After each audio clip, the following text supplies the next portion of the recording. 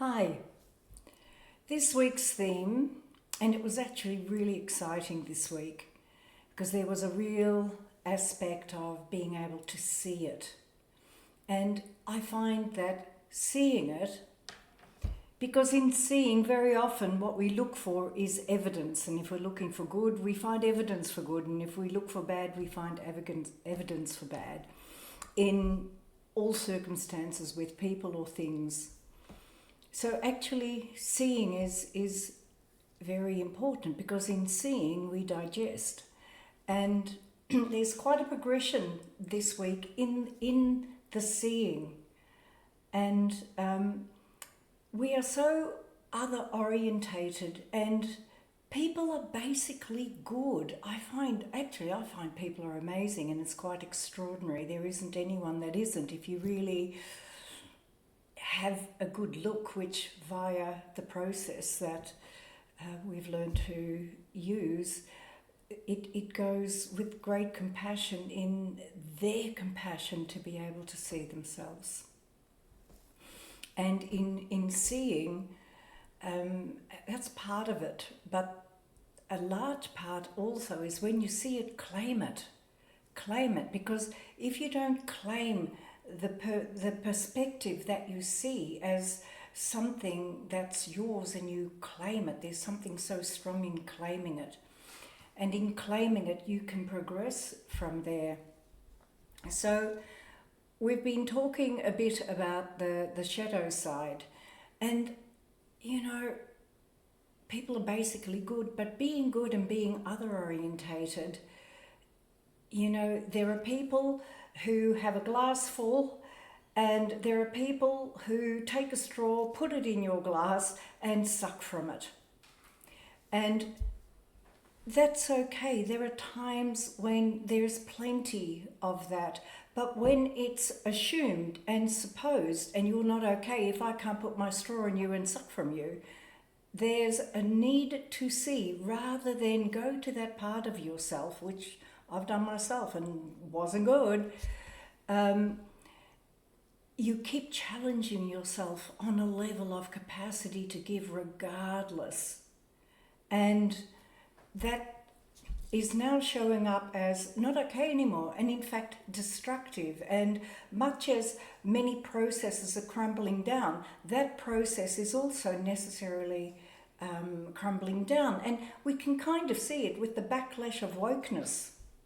There's quite a backlash, and I hope it doesn't backlash too far, but there is a backlash that is healthy in that process.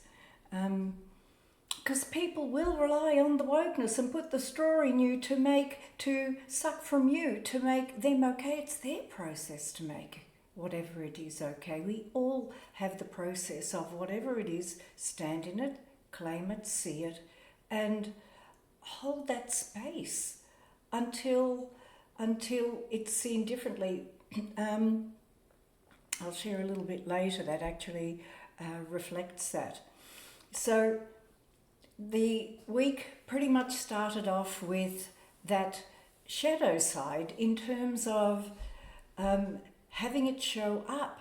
But for some people, when the shadow side shows, the rejection says, that's not me, I can't digest it. But when it's an important ingredient for your progression, all sorts of reactions can happen in the physical body, in the breathing, in pain in your body. And it was really interesting to see that in really saying, I don't need to digest what's going on for another person, or I digest the clarity of what I'm feeling right now and I'm going to express it. Both were very necessary in claiming a part of themselves for themselves and having other people to sort out their process. Remember that session of not my baby? It's so important to know what's not your responsibility to actually carry or be concerned or intuit into. We're all increasing our intuition, but to use it in relation to others and then do that process of making it okay for others can very often enter into enabling, and that enabling will cost you because you're doing the enabling. So that was the beginning of the week. And in terms of that seeing, what I saw once, and I've never been able to find it again, and I loved it. So what I saw, and I can't find again, was this amazing process of the planetary system, one lining up under the other. And what it showed was that each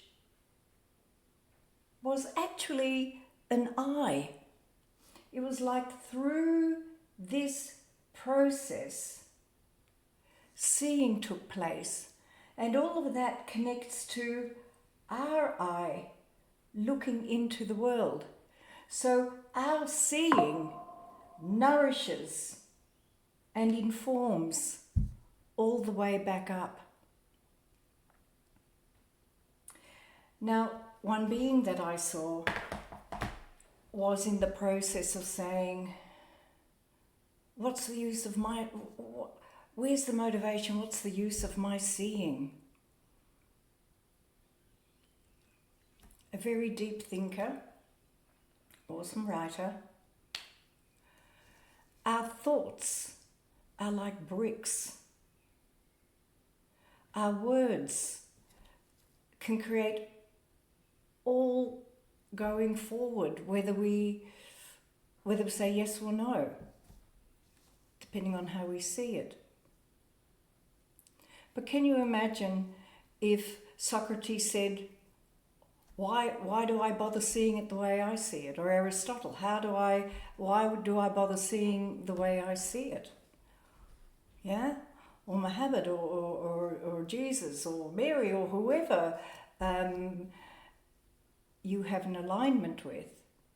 They were unique to themselves, and they had a form of seeing that still energetically has an influence in our world still. So how we see our words, our thoughts, what we write are very profound. And those who are doing kinesiology, you know that when you do a session with someone, it isn't just the energy of that being. I mean, that's why I share these, because there's a larger theme where we're all taking part in. But as an individual, it's not just that individual, it's the whole, but it's all those who come in contact with. And that's an ongoing process. So every moment, every thought, every word, every written piece has a profound effect. And if you see it, I think it becomes more of a claiming, and our life becomes more potent and alive in it. So sometimes we can be so in our head that, and I found this especially with couples, and in relationship, what can often happen is that one lives in this sphere and another lives in this sphere. And you end up waiting for the other. There's this enormous waiting, or not making the first move, or waiting for the other to make the move so I can move. And there's no movement in that. And quite often what happens is the body itself stops movement. And when the body stops movement, it's harder to actually move, and we end up in a stillness that is not really a good stillness. It can be, it's a silence, and stillness is profound. But when it's a stillness like this, it's like the stillness of death. So what was found in the couples, that it's necessary to really, if possible, sit at the round table and really do the I feel, I see messages. and hope that there's hearing. Now, if there is no hearing, because some relationships there is no hearing, it doesn't mean that the relationship is doomed. It means someone has to make a move. And it can be that one starts to live their life more fully. They start to be active in their own life, and very often seeing that can then bring in the other. Not because that's why you're doing it, but just by doing it, it activates and it can move the other. And if it doesn't, it doesn't. But it's important to see it and not to deaden oneself with that silence and non-movement. So activity in the body moves an enormous amount of things. That's, when you think about it, a lot of the CEOs go and exercise before they go to work because they embody themselves.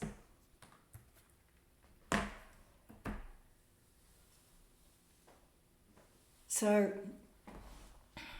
I'm looking at the list that sort of itemises the themes that were happening.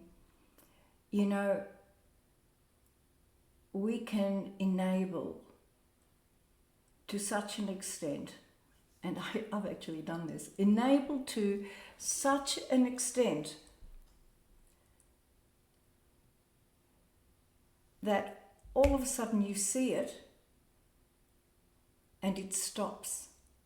And in hindsight, you cannot believe the extent you went to in care for another from a good place, when in fact you become the baddie and you're the giver. And when you see it, it stops. So seeing is very important, because seeing can either start, but it's also powerful that when you see it, it stops. And it becomes incredibly clear, and the world changes. And everything in you becomes clear. Because in those circumstances, the giver can become angry because the other person is making you bad. And then you end up feeling angry. It's quite an interesting little loop we can get ourselves into. Again, seeing it is very important. So the week concluded, and it was such a delight how it concluded. We all have times when we white knuckle it.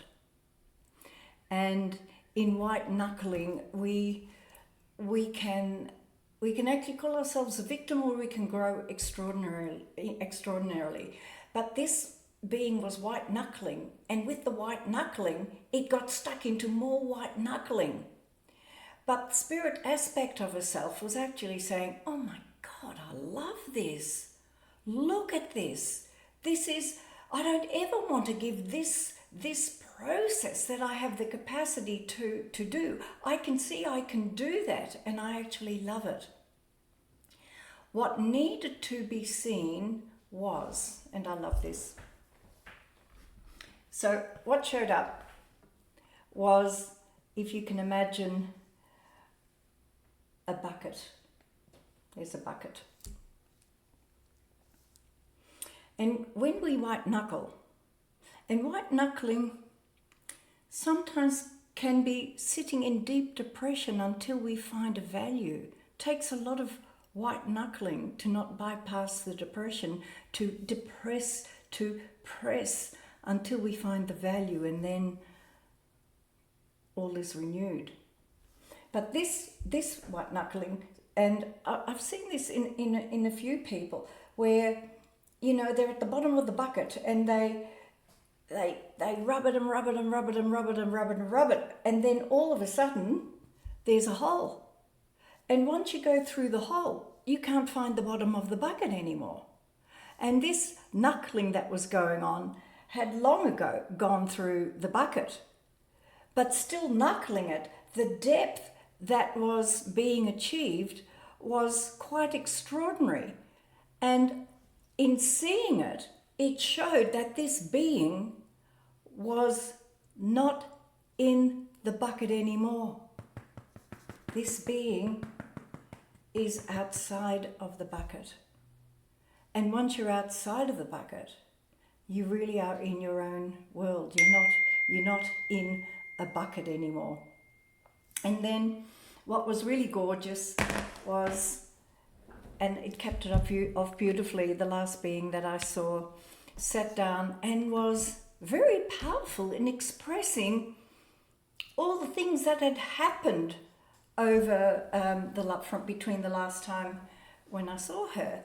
And I'm sitting back and all of it was really positive. And in hearing it, I heard no emotion, no victimization, no upsetness, just the storytelling of circumstances. And it was like, can you hear that you're actually on top of it? And when you're on top of it and you can see it, you're out of the bucket. It's time to be out of the bucket. And when you're out of the bucket, there is an effortlessness that arrives because the seeing is so good that you can see it and you're on top of it, and then whatever it is, it resolves or sees itself or gets put right. It's all in the seeing. But once you can see you're on top of it, and ease arrives, because there actually isn't anything we can't deal with. There isn't anything we can't deal with. And the seeing of it and then the claiming of it is an incredible freedom. And the card that came this week is surrender. Because when you're out of the bucket, surrender brings an ease of all coming to you and addressing each thing as it comes along. And in the seeing of it, this surrender just knows all will be taken care of. Surrender to the highest force of your being. I'll say that again. Surrender to the highest force of your being and expect that which is always for your highest purpose. Let go and live. You do not always need to control the direction. Simply surrender to the energy of all. You need not use your logical mind to create miracles. Only know that the answer to a question comes when you let go the need to have that answer. Now, I want to share this other piece. I've had it here for a while and I didn't know when it was going to be appropriate to share. But since we're now out of the bucket, I think it's appropriate. And this is what Rudolf Steiner wrote more than a century ago. And he saw it then, but it's definitely alive and well now. So Rudolf Steiner. The stars spoke to man. It is world destiny that they are silent now. To be aware of the silence can become pain for earthly man.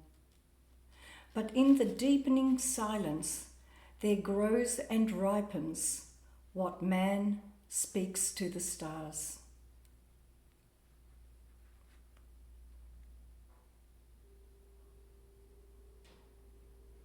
Pretty good. We are in those times. And the yoga teacher actually had explained how this moon is the moon of silence. Surrender, silence. Awesome. Lots of love.